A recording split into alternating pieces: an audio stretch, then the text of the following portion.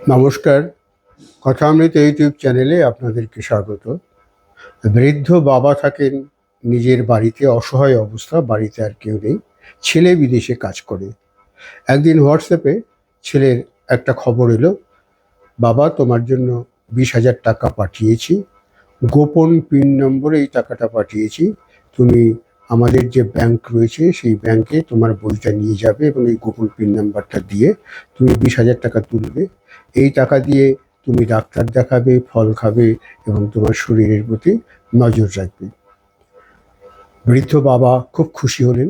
তিনি পরের দিনই, খুব অসহায় অবস্থা, তার সঙ্গে কেউ নেই, তিনি একা লাঠি ভর দিয়ে দিয়ে ব্যাংকে চলে গেলেন তার পার বই নিয়ে এবং সেই গোপন পিন নাম্বারটি নিয়ে।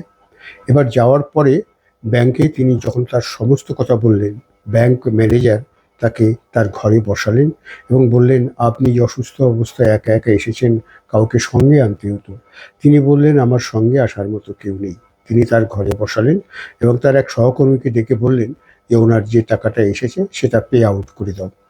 তো সেই ব্যাংকের সহকর্মী কাউন্টারে গিয়ে সেই টাকাটা পে আউট করবার জন্য যখন গেলেন, তিনি ঘুরে এসে বললেন, স্যার, পে আউট তো করবো, কিন্তু এটা তো উনি বেনিফিশিয়ারি নন, এই টাকার বেনিফিশিয়ারি অন্য একজন কেউ।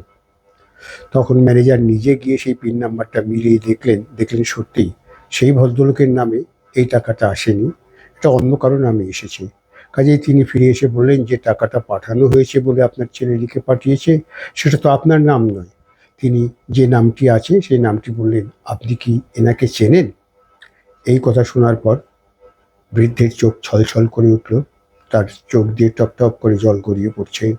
তিনি সেই কোনো কথা না বলে আবার সেই তার লাঠি নিয়ে আস্তে আস্তে ব্যাংক থেকে বেরিয়ে গেলেন। সবাই ব্যাংকের কর্মীরা হতবাক হয়ে রইলেন।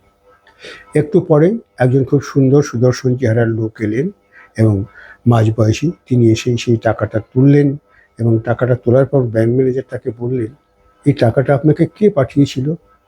সে উত্তর দিল, আরে বলবেন না, আমার জামাই বিদেশে থাকে, আমার জন্য 20,000 টাকা পাঠিয়েছে এবং বলেছে আমার শরীরের যত্ন নিতে। পাগল জামাই, মাঝে মাঝে আমাকে এরকম টাকা পাঠায়। এই বলে সে হাসতে হাসতে চলে গেল। এই হচ্ছে আমাদের জীবন, এই হচ্ছে অসহায় বাবাদের করুণ কাহিনী। ভালো লাগলে সবার সঙ্গে এটা শেয়ার করবেন, সাবস্ক্রাইব করবেন। ভালো থাকবেন, ভালো রাখবেন। নমস্কার।